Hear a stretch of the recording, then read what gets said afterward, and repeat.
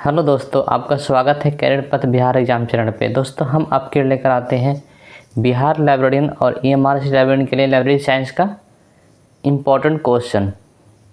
दोस्तों, हम आपके लिए 50 क्वेश्चन का सीरीज करवा रहे हैं। 50 क्वेश्चन का सीरीज जो कि आपके एग्ज़ाम के लिए बहुत ही इंपॉर्टेंट होगा। तो पहला क्वेश्चन क्या है, किस संस्था का टैगलाइन जो मैनेजिंग इन्फॉर्मेशन है। तो मैनेजिंग इन्फॉर्मेशन टैगलाइन किसका है दोस्तों, ये है एस्लिप का। मैनेजिंग इन्फॉर्मेशन टैगलाइन है एस्लिप का। एस्लिप मतलब क्या होता है, एसोसिएशन फॉर इंफॉर्मेशन मैनेजमेंट। किस संस्था का tagline connecting people and information है। कनेक्टिंग पीपुल और इंफॉर्मेशन किसका टैगलाइन है दोस्तों, एसएलए का, मतलब स्पेशल लाइब्रेरी एसोसिएशन। दोस्तों, ये क्लास ईएमआरसी लाइब्रेरियन और बिहार लाइब्रेरियन के लिए इम्पोर्टेंट है। तो दोस्तों, ईएमआरसी लाइब्रेरियन का वैकेंसी तो आ गया है, एग्ज़ाम भी उसका डेट आएगा तो एग्ज़ाम भी होगा, अभी तो फॉर्म भरा रहा है। और बिहार लाइब्रेरियन का को कभी ना कभी वैकेंसी आएगा ही आएगा। तो आप लोग क्लास देखते रहिए, आप लोग तैयारी में रहिए। भारत में आईएसबीएन प्रदान करने वाली संस्था कौन है। भारत में आईएसबीएन क्या होता है दोस्तों, आईएसबीएन होता है 13 अंक का। जो बुक के पीछे एक आप देखिएगा, कोई बुक रहेगा उसके पीछे एक नंबर लिखा रहता है, वो 13 अंक का होता है। तो भारत में वो नंबर कौन प्रदान करता है, राजा राजमोहन राय national agency for ISBN.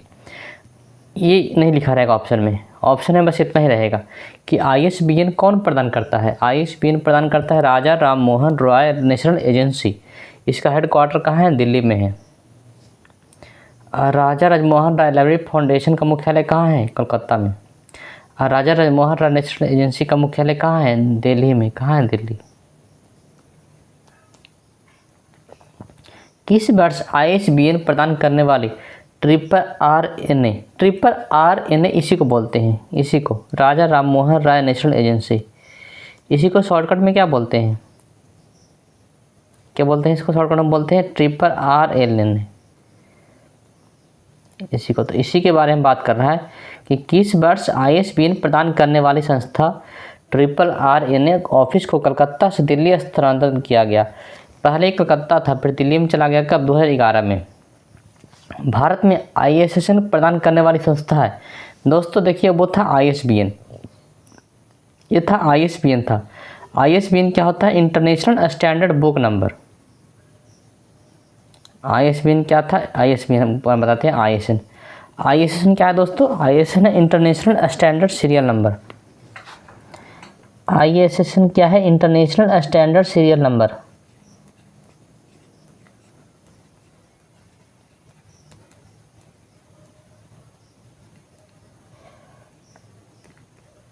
International standard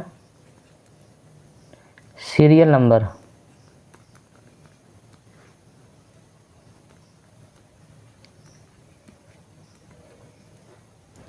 और आईएसबीएन क्या होता है, इंटरनेशनल स्टैंडर्ड बुक नंबर होता है। ये इंटरनेशनल स्टैंडर्ड सीरियल नंबर है। तो ये सीरियल मतलब क्या होता है, ये सीरियल मतलब होता है धारावाहिक जो आप देखते हैं, मैगजीन वगैरह जो आता है उसमें आईएसएन नंबर होता है। जो मैगजीन वगैरह आता है उसी को धारावाहिक कहते हैं हिंदी में। तो उसमें होता है आईएसएन होता है। तो आईएसएन प्रदान करने वाली संस्था कौन है, national science library NISCAIR New Delhi. ISN प्रदान करने वाली संस्था कौन है, national science library NISCAIR New Delhi. और आईएसबीएन क्या बात करेगा कि आईएसबीएन कौन प्रदान करता है, तो ये होता है आईएसबीएन होता है इंटरनेशनल स्टैंडर्ड बुक नंबर। ये करता है, ये बुक में होता है आईएसबीएन। और धारावाहिक जो है उसको इंग्लिश में क्या बोलते हैं, धारावाहिक को इंग्लिश में बोलते हैं क्या, मैगजीन। तो वो तो उसमें होता है आईएसएन होता है। किस संस्था द्वारा सिस्टर लाइब्रेरी की अवधारणा का विकास किया गया दोस्तों। सिस्टर लाइब्रेरी की अवधारणा का विकास किया गया किसके द्वारा दोस्तों, इफ्ला के द्वारा। इफ्ला का फुल फॉर्म होता है international federation of library association and institution, IFLA. UAP क्या है, यूएपी शब्द का पूरा रूप नाम क्या है, यूनिवर्सल अवेलेबिलिटी ऑफ पब्लिकेशन, जिसको 1973 में शुरू किया गया, इफ्ला के द्वारा शुरू किया गया। लिब्रामेट्री शब्द की अवधारणा का विकास किसके द्वारा किया गया, लिब्रामेट्री शब्द की अवधारणा का विकास किया गया डॉक्टर रंगनाथन के द्वारा। के ए मस्तुल्ला किस पुस्तकालय के चर्चित पुस्तकालय अध्यक्ष थे, के मस्तुल्ला थे इंपीरियल लाइब्रेरी के पुस्तकालय अध्यक्ष थे। के मस्तुल्ला किसके पुस्तकालय अध्यक्ष थे? Imperial library. नेशनल लाइब्रेरी का पहले नाम क्या था? इंपीरियल लाइब्रेरी नाम था। और के मस्तुल्ला इंपीरियल लाइब्रेरी के अंतिम पुस्तकालय अध्यक्ष थे। और ये जब देश आज़ाद हुआ तो उस समय पाकिस्तान में ये चले गए, तो फिर भारत में फिर ये जब चले गए तो भारत में फिर लाइब्रेरी है इंपीरियल लाइब्रेरी, उसका हेड का जगह खाली हो गया। उसके हेड का, इंपीरियल लाइब्रेरी के जो हेड थे ये के मस्तुल्ला, तो वो जगह खाली हो गया, तो वहाँ BS केशवन फिर आए, जो कि राष्ट्रीय पुस्तकालय के प्रथम पुस्तकालय अध्यक्ष कौन है? BS Keshavan. National Indian bibliography INB का निर्माण किसके द्वारा किया गया? INB का निर्माण इंडियन नेशनल बिब्लियोग्राफी है। इंडियन नेशनल बिब्लियोग्राफी क्या है? इंडियन नेशनल बिब्लियोग्राफी है जो भारत के संविधान में लिखा हुआ जो 22 भाषा है, वो 22 भाषा में कोई पुस्तक छपता है तो उसके बाद उसका नाम लिखा जाता है इंडियन नेशनल बिब्लियोग्राफी में कि भारत में ये बुक है। प्रेजेंट में कोई बुक 22 भाषा में है तो उसका नाम लिखाता है इंडियन नेशनल बिब्लियोग्राफी में। और 22 भाषा के अलावा अगर इंग्लिश में भी कोई पुस्तक है तो उसका नाम लिखा जाता है कहाँ? इंडियन नेशनल बिब्लियोग्राफी INB में। तो INB का निर्माण किसके द्वारा किया जाता है? इसका करता है केंद्रीय संदर्भ पुस्तकालय कोलकाता। इसका इंग्लिश क्या होता है? Central reference library Kolkata. Ranganathan द्वारा Sharda Ranganathan endowment of for library science की स्थापना कब की गई? रंगनाथन के द्वारा शारदा रंगनाथन, शारदा कौन थी? रंगनाथन की पत्नी थी। रंगनाथन की दूसरी पत्नी का नाम क्या था? शारदा। रंगनाथन द्वारा Sharda Ranganathan endowment for library science की स्थापना की गई थी, 1963 में किया गया था। डॉक्टर रंगनाथन को पुस्तकालय विज्ञान का राष्ट्रीय प्राध्यापक कब नियुक्त किया गया? 1965 में नियुक्त किया गया। पुस्तकालय विज्ञान का राष्ट्रीय प्राध्यापक नियुक्त किया गया 1965 में। पुस्तकालय विज्ञान के 5 सूत्र 1931 में इसका पब्लिकेशन हुआ। पुस्तक का प्रकाशन किसके द्वारा किया गया? इसको पब्लिश कौन किया? 5 लॉ ऑफ लाइब्रेरी साइंस पुस्तक है, इसको पब्लिक किया मद्रास लाइब्रेरी एसोसिएशन। इसका शॉर्टकट नाम क्या है? माला। पुस्तकालय विज्ञान का कौन सा सूत्र पुस्तकालय की संरचना से संबंधित है? पंचम सूत्र। 5वां सूत्र जो है, 5th लॉ जो है, वो पुस्तकालय की संरचना और विस्तार से संबंधित है। स्टैंडर्ड ऑफ पब्लिक लाइब्रेरी का प्रकाशन इफ्ला द्वारा किस वर्ष किया गया? स्टैंडर्ड फॉर पब्लिक लाइब्रेरी का प्रकाशन इफ्ला द्वारा किया गया 1973 में। इंपीरियल लाइब्रेरी के प्रथम पुस्तकालय अध्यक्ष जॉन मैकफार्लेन पद ग्रहण से पूर्व कहाँ वो पुस्तकालय असिस्टेंट लाइब्रेरियन थे? British museum. इंपीरियल लाइब्रेरी के प्रथम पुस्तकालय अध्यक्ष जॉन मैकफार्लेन पद ग्रहण से पूर्व कहाँ वो पुस्तकालय अध्यक्ष थे? ब्रिटिश म्यूजियम में थे। मतलब कि इंपीरियल लाइब्रेरी था ना, इंपीरियल लाइब्रेरी जब बना तो उसमें पहला पुस्तकालय अध्यक्ष को, पहला लाइब्रेरियन को नियुक्त किया गया। पहला लाइब्रेरियन आए कहाँ से? वो इंग्लैंड से आए। इंग्लैंड से आया क्योंकि उसमें भारत पर इंग्लैंड का राज था 1903 में। 1903 में जब आया तो जॉन मैकफार्लेन थे, वो इसके पहले जब भारत में आए उसके पहले वो कहाँ काम करते थे? वो ब्रिटिश म्यूजियम के असिस्टेंट लाइब्रेरियन थे।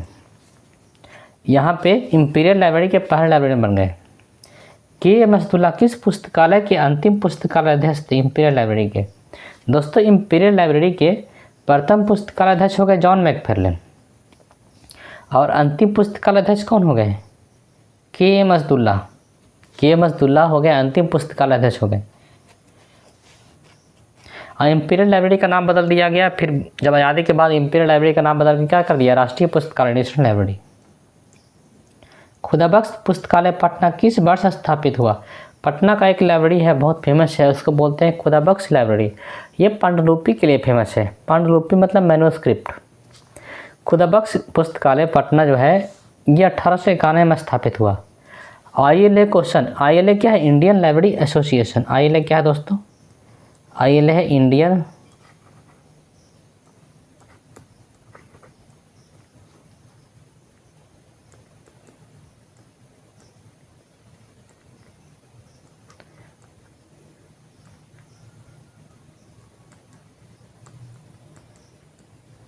ILA क्या है? Indian library association. तो ILA को सन 1933 में स्थापित किया गया। ILA का स्थापना कब हुआ? 1933 में हुआ। उस समय इसका मुख्यालय कहाँ था? जब ILA का स्थापना हुआ तो इसका मुख्यालय कोलकाता था। फिर बाद में इसका मुख्यालय हेडक्वार्टर चला गया दिल्ली, फिर दिल्ली से वापस आया कोलकाता, फिर वापस चला गया दिल्ली। तो दिल्ली में अभी प्रेजेंट में ILA का हेडक्वार्टर कहाँ है? दिल्ली में है। और दिल्ली में कहाँ है? मुखर्जी नगर में है। ILA का वर्तमान में मुख्यालय कहाँ है? दिल्ली में। ILA क्या है? Indian library association. ILA कहाँ है? Indian library association. अभी लिखें इसका नाम हम। ILA का फुल फॉर्म क्या होता है? इंडियन लाइब्रेरी एसोसिएशन होता है। और इसका मुख्यालय कहाँ? दिल्ली में। एडवाइजरी कमेटी के चेयरमैन कौन थे? KP सिन्हा थे। दिल्ली पब्लिक लाइब्रेरी को किस वर्ष राष्ट्रीय पुस्तकालय बनाया गया? दिल्ली पब्लिक लाइब्रेरी को नेशनल लाइब्रेरी घोषित किया गया। कब के घोषित किया गया? 1982 में, 1982 में। नेशनल लिटरेसी मिशन किस वर्ष प्रस्तावित हुआ? 1988 में। प्रस्तावित किया गया 1988 में किया गया। ये क्वेश्चन में हमको थोड़ा डाउट लग रहा है।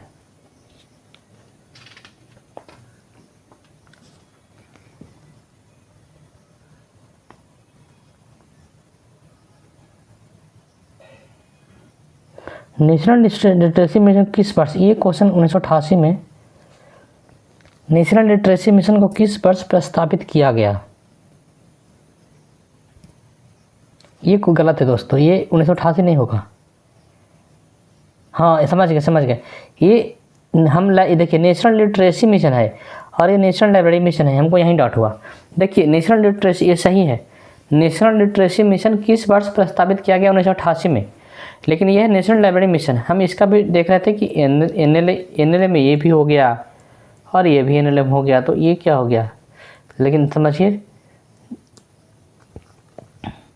कि NLA का हम देखिए नेशनल लिटरेसी मिशन किस वर्ष प्रस्तावित किया गया? 1988 में।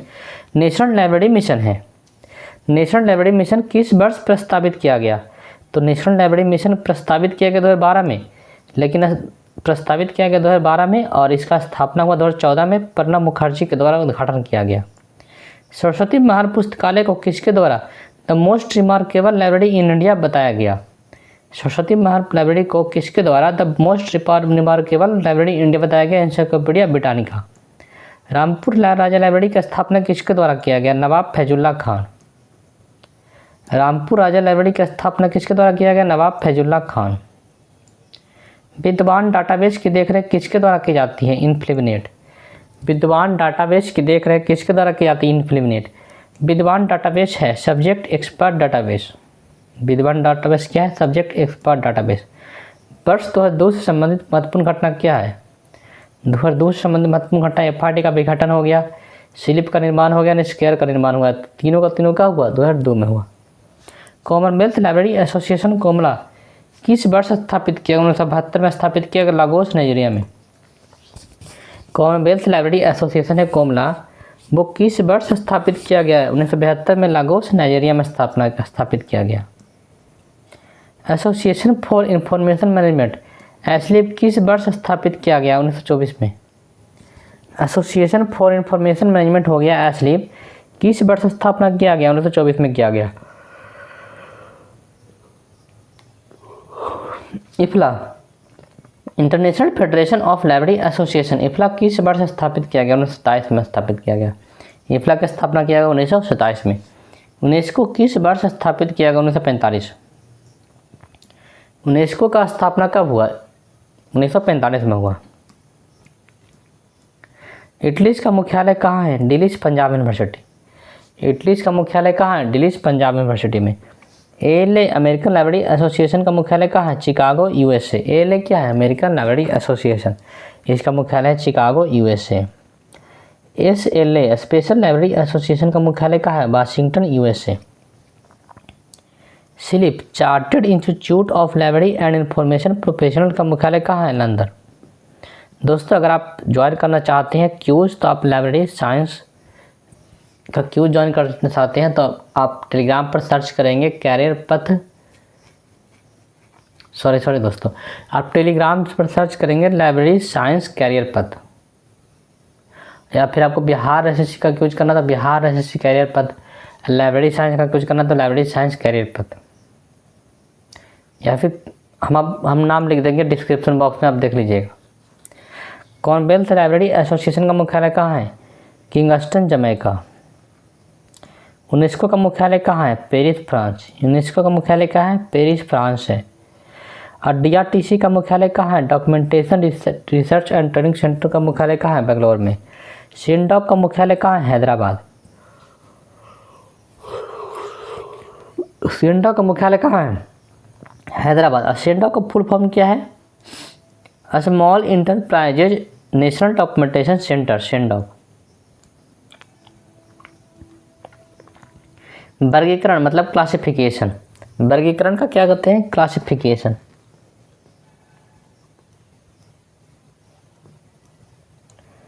CLASSIFICATION। क्लासिफिकेशन शब्द की उत्पत्ति किससे हुई? क्लासिस शब्द से क्लासिफिकेशन मतलब वर्गीकरण शब्द की उत्पत्ति हुई। पुस्तकालय वर्गीकरण से आप क्या समझते हैं? पुस्तकालय वर्गीकरण हो गया, पुस्तकालय वर्गीकरण में प्रलेख मतलब डॉक्यूमेंट को समान गुण या भिन्नता के आधार पर इस तरह व्यवस्थित किया जाता है कि पाठक आसानी से पहुंच सके। पुस्तकालय में हम लाइब्रेरी में क्लासिफिकेशन क्यों करते हैं? क्लासिफिकेशन क्यों करेंगे? क्योंकि कोई रीडर आए तो आसानी से उसको पुस्तक मिल जाए, उसको बुक मिल जाए। मान लीजिए कि कोई ऐसा लाइब्रेरी है उसमें 1 लाख पुस्तक रखा हुआ है, 1 लाख पुस्तक, तो कोई यूजर आया तो कैसे खोजेगा? वो 1 लाख पुस्तक में नहीं खोज पाएगा। तो इसीलिए क्लासिफिकेशन किया जाता है, क्लासिफिकेशन किया जाता है ताकि आसानी से बुक मिल जाए। अंकन कितने प्रकार का होता है? अंकन 2 प्रकार का होता है। नोटेशन, अंकन को इंग्लिश में क्या बोलते हैं? नोटेशन बोलते हैं। क्या बोलते हैं? नोटेशन। ये कितने प्रकार का होता है? तो शुद्ध और मिश्रित अंकन। मार्केट मान के अनुसार पुस्तकालय वर्गीकरण क्या है? ज्ञान का वर्गीकरण। मार्केट मन के अनुसार क्या है? पुस्तकालय वर्गीकरण है ज्ञान का वर्गीकरण। क्रमांक संख्या, कौन नंबर कितने तत्व होते हैं? कौन नंबर में 3 होता है, क्लास नंबर, एक बुक नंबर, कलेक्शन नंबर। कौन नंबर है जो 3 को से मिलकर बनता है? Class number, book number, collection number.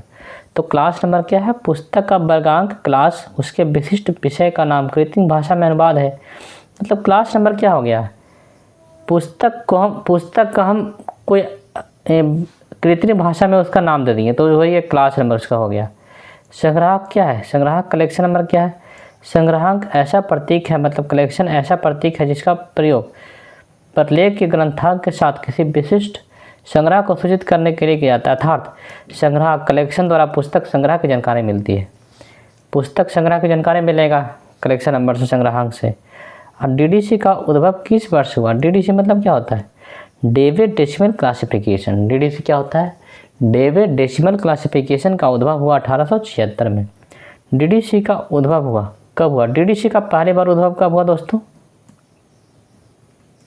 DDC के प्रथम संस्करण जिसका नाम था a classification and subject index for cataloguing and arranging the books and pamphlet of a library, ये नाम था दोस्तों। DDC का जो पहला आया था, उसको बुक नहीं बोलेंगे, पहली बार जब DDC आया था तो यह आया था 44 पृष्ठ का आया था। तो 44 पृष्ठ का हो गया तो इसको बोलते हैं पैम्फलेट। ये मेरे भी DB अपने लिए बनाए थे। मेरे भी DB एक पुस्तकालय में काम करते थे तो वहाँ पे उनको दिक्कत होता था, तो क्लासिफिकेशन करने के लिए वो अपने लिए बनाए थे, तो उसी को पब्लिश कर दिए थे। तो पहली बार DDC आया था, 44 पृष्ठ में आया था। और 49, आप जानते हैं कि 49 से कम पृष्ठ होता है उसको बोलते हैं पैम्फलेट बोलते हैं, बुक नहीं बोलते हैं। अगर कहीं 49 से ज़्यादा पेज रहेगा, 49 पेज हो या उससे ज़्यादा पेज हो तो हो गया बुक, और 49 पेज से कम रहेगा तो हो गया पैम्फलेट, पत्रिका। तो 44 पृष्ठ का आया था, ये 1876 में प्रकाशित हुआ था। दोस्तों ये आपका क्लास आज का ख़त्म हो गया है। ये क्लास आपके बिहार लाइब्रेरियन और EMRS लाइब्रेरियन के लिए बहुत इंपॉर्टेंट है दोस्तों। हम आपके लिए EMRS लाइब्रेरियन का अभी तो हो गया Tier 2 का ही है, ये Tier 2 हो गया। EMRS लाइब्रेरियन का सिलेबस जारी हो चुका है दोस्तों, आप जानते हैं, और सिलेबस हम आपको चैनल पे बताए भी हैं सारा सिलेबस। तो EMRS लाइब्रेरियन का सिलेबस 1 के अकॉर्डिंग हम आपके लिए क्वेश्चन लाएंगे। हम एक बार क्वेश्चन लाए, फिर हम सोचे कि नहीं लाएंगे, छोड़ो, लेकिन अब लग रहा है कि नहीं, हम आपके लिए EMRS लाइब्रेरियन का लाएंगे क्लास, और EMRS लाइब्रेरियन Tier 1 का भी लाएंगे और Tier 2 का भी क्लास लाएंगे। तो आप लोग जुड़े रहे हमसे दोस्तों। और बिहार लाइब्रेरियन के बारे में मैं बताना चाहता हूँ कि बिहार लाइब्रेरियन का वैकेंसी तो अभी कुछ पता नहीं क्या होगा नहीं होगा, सरकार भी कुछ नहीं बोलता है। तो एक दिन ज़रूर आएगा, वैकेंसी एक दिन ज़रूर आएगा। आप सोचना छोड़िए कि वैकेंसी आएगा नहीं आएगा, क्योंकि सोच के कुछ नहीं करिएगा। अब सोचने से क्या होगा, अब तो इलेक्शन का घोषणा होगा, फिर इलेक्शन के बाद ही जो होना होगा। तो आप ज़्यादा सोचिए नहीं, आप बस पढ़िए, EMRS का तैयारी करिए और आगे पढ़िए।